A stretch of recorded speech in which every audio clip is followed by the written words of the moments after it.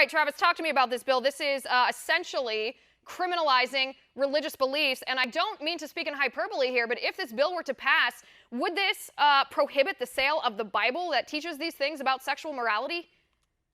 Well, literally, according to how this law is written, yes, it would. This is, PC culture, politically correct culture, gone horribly awry. This is really directly hitting at our First Amendment rights as American citizens. Now the Democrat legislators in this building right behind me, the California State Legislature, they want to tell you how to think, what sort of books that you can read, write, and purchase. It is completely wrong. It is absolutely against our First Amendment rights.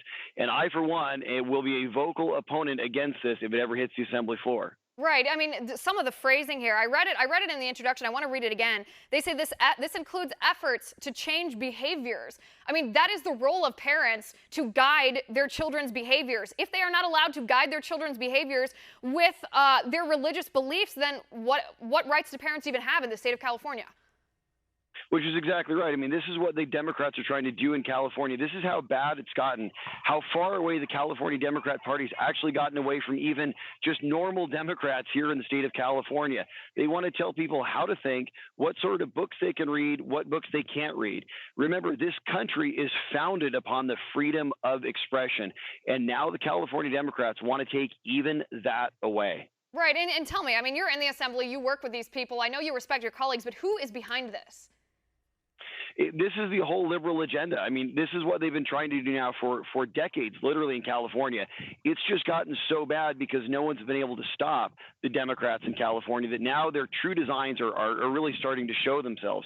This is all of the Bay Area liberal elite groupthink that we're now seeing in the chamber behind me. Remember, the California legislature has been run for 39 of the last 40 years by the Democrats in California. They have supermajorities in both the Senate and the Assembly that was only broken recently by their own expulsions over sexual harassment allegations.